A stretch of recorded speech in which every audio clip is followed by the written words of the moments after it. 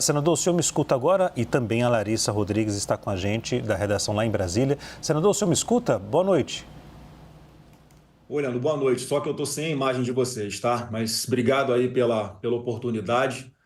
É óbvio que eu recebo essa notícia com muita indignação. É mais um capítulo triste na história do Brasil, em que nós agora estamos oficialmente numa ditadura, onde uma única pessoa sozinha, ela decreta a prisão de um ex-presidente da República, uma pessoa honesta, uma pessoa correta, que ao longo de toda essa perseguição que ele vem sofrendo, nesse processo que é de fachada, um jogo de cartas marcadas, era tudo que o Alexandre de Moraes queria, se vingar do presidente Bolsonaro. Não bastou apenas ele desequilibrar o processo eleitoral, atuando como presidente do TSE e pesando mais a favor do nosso concorrente do que dele. Afinal, missão dada é missão cumprida. E ele está aqui concretizando mais um desejo seu, né, mais uma satisfação pessoal sua de colocar em prisão domiciliar a maior referência de todos nós na política aqui no Brasil hoje, numa clara demonstração de vingança às sanções que ele sofreu pela Lei Magnitsky e também numa clara resposta que ele deve ter ficado muito incomodado com a resposta, né, com a demonstração de afeto, de carinho, de confiança em Bolsonaro que foi dada ontem em todo o Brasil, onde mais de 1 milhão de pessoas saíram às ruas. Então é muito triste o que o Brasil está vivendo hoje e eu espero, né, que o Supremo em algum momento consiga botar um freio nessa pessoa que está levando não apenas a corte para um grande desgaste, onde a opinião pública já olha para lá um Supremo com muito menos credibilidade do que até o próprio Congresso Nacional, porque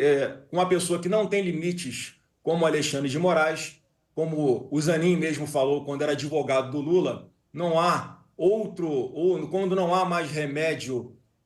suficiente aqui no Brasil, eficaz aqui no Brasil, para cessar as violações de direitos humanos, nós temos que buscar ajuda internacional, que é o que o Eduardo Bolsonaro foi fazer lá fora. E antes de passar a próxima pergunta, vou responder a todas, né, com maior satisfação. Veja que absurdo como é que uma pessoa como Alexandre de Moraes não se declara suspeita para julgar um processo como esse, já que ele instaura de ofício um novo procedimento, sem ouvir Ministério Público, sem provocação de ninguém, né? Eu lembrava que na Faculdade de Direito o judiciário era um poder inerte, só agia quando fosse provocado, mas ele, com todos os superpoderes que ele foi adquirindo ao longo do tempo, e não houve uma autocontenção por parte do próprio Supremo aos seus arroubos autoritários, ele simplesmente não poderia ser o juiz de uma causa em que ele acusa o deputado exilado Eduardo Bolsonaro de buscar sanções contra ele próprio, Alexandre de Moraes, e ele está sentado, presidindo, conduzindo um processo